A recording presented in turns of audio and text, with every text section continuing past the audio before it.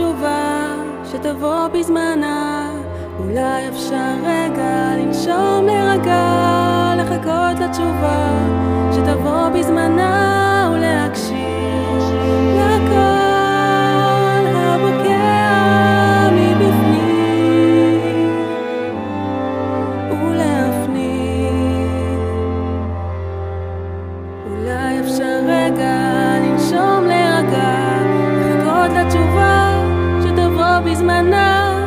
אולי אפשר לתת קצת לגוף להיכנע, לחכות לתשובה שתבוא בזמנה ולהקשיב